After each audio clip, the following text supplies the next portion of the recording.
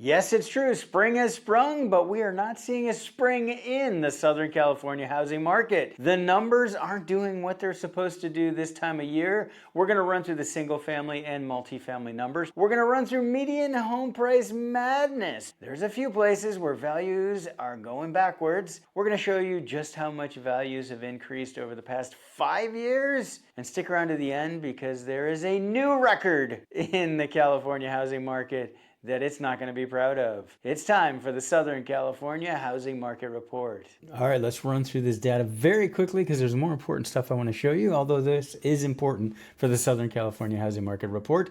We are looking at Marches going all the way back to 2018. 2020, 5 years since COVID. Crazy to believe. Starting with Orange County in this black line, we have this here to show you where mortgage interest rates are. When mortgage interest rates drop, we see an increase in the number of new listings, pending sales, and then when mortgage rates went through the roof, we saw a decrease. The other important thing I want to show, and we're going to see this trend in general, and this is speaking to a bigger trend that we're going to dive into at the end of the video, and that is we're seeing a big increase between number of pending sales and the number of properties going under contract. Buyers have more choice out there now, and it's resulting in sellers having to do something very important we're going to discuss. Now, we are up year over year for pending sales, but inventory is up even higher year over year for new listings. So, and we can see that the number of closed sales is very, very flat.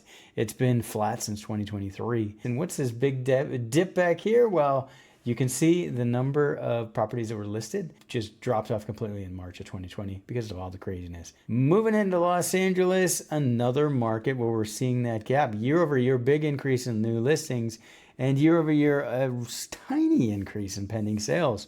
More choice for buyers out there in looking for new homes. Riverside up year over year for new listings, pending sales. It's actually a little tighter between new listings and pending sales this year than last year. So people are buying out in Riverside, but still seeing an increase in inventory. San Bernardino increase year over year, and new listings, pending sales, and an increase in that gap. Ventura, a big increase in the amount of inventory and a drop in the number of pending sales.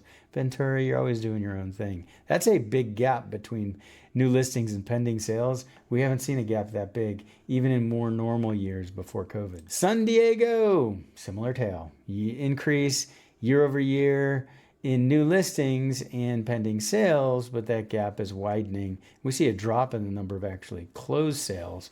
This is a record low for the number of closed sales in a March in San Diego. If you're digging our data, you're our kind of people. Don't even think about buying or selling in SoCal without talking to us first. And now it's time for the multifamily data. One of the only places you are going to get these numbers for Southern California, anything 2 units and larger on the multiple listing. And we can see that we had a big drop in the number of properties going under contract when we had the increase in interest rates. And it is tougher for a property to pencil when so much money is going to debt service. So you add up your income, you subtract your expenses like utilities and maintenance and anything you pay for as a landlord. Then you subtract your debt service. And what's left over is cash flow. Well, when interest rates are this high, not much cash flow left over. We can see an increase in all the numbers, but still a wide gap between pending sales and new listings. LA, big increase. Landlord fleeing LA. We're actually going to release a video on that. Interesting research that we found. A slight increase year over year in the number of properties going under contract, but big gap. Lots of choice for buyers of multifamily. Riverside, all over the place. Look at what happened in 2021 when mortgage interest rates were low. We had that twist where we had more properties going under contract than listed. Same thing in 2022. But then here we are. We have an increase year over year in the number of properties going under contract and listed, but that's a big gap there, and drop in the number of properties actually closed. We can see here that we have an increase in the number of properties going under contract in San Bernardino, so people spending money out there don't have that increase in new listings, so we have a tighter gap, less choice in San Bernardino. Maybe those folks should be looking in LA because plenty of choice there. Ventura, not much going on. And then finally, San Diego has been very consistent, quite a bit of inventory, and somewhat consistent in the level going under contract. Again, big drop due to COVID, and then rallied back with low interest rates, and here we are. Not so terribly different before COVID and after COVID for multifamily in San Diego. Median home price madness. Why do I call it that? Because it is. It's just pure madness. Stick around to the end of the median home price madness because I'm going to show you how much in the past 5 years the median home price has gone up in respective counties. So first, let's see what happened month over month. Time of year where we're supposed to see an increase in that median home price. And yes, we did in Orange County, a very slight increase. It should be faster. LA, we got a drop. We had a $20,000 drop in the median home price month over month. Riverside is a slight drop, a $3,000 drop. So this is not the typical trend. It's supposed to be going up because we're getting into the spring busy buying, selling season, theoretically. Year over year, we have a 5.2% increase in median home price. In OC, LA 2.5%, Riverside is 2%. When you look at inflation numbers, those LA and Riverside year over year numbers are actually less than inflation, which means they didn't actually go up in value if you use inflation adjusted dollars. And then our other 3 counties supposed to be going up, and yeah, San Diego did it. Ventura took a big drop, so we went from $895 to $860, so $35,000 drop. And then San Diego went up a teeny tiny bit, $15,000. San Bernardino, 4.8% year over year. Ventura, negative 1.1%.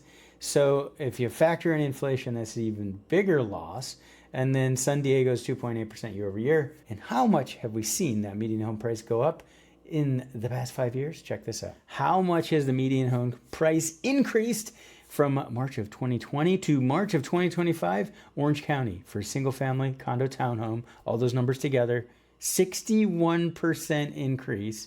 LA 36, Riverside 51, San Bernardino 54, Ventura 39, San Diego 54%. Massive increases in median home price in just 5 short years. Hit that like button if this is your favorite part. Diving into the Altos Research data, but something different this time. We can do deeper analysis, so we're going to do deeper analysis. So when buyers start to have more choices and sellers start to have more competition, what does a seller need to do to make their property more appealing? Well, what they need to do is they need to decrease the price. That's what this is. So this is the percent of properties that have decreased their price.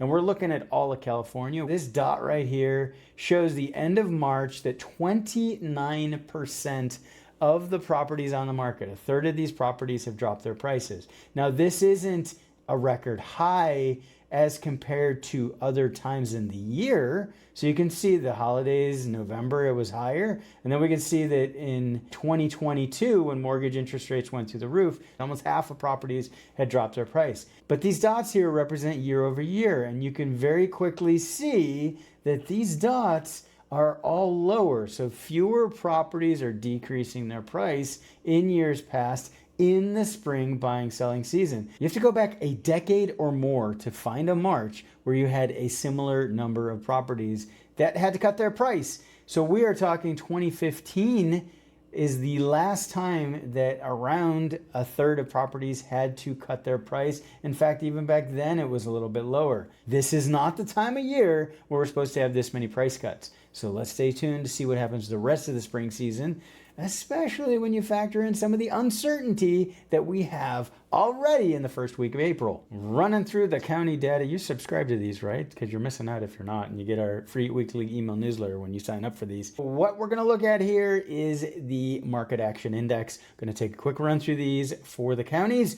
Market Action Index is the absorption rate. It's a ratio between the number of properties that are available and the buyers writing offers and locking those up and taking those down. During the spring, what we see is that it becomes more of a seller's market. There's more demand in spring. So the Market Action Index typically month over month this time of year should be increasing. And in fact, we've seen other years where it's been a dramatic increase.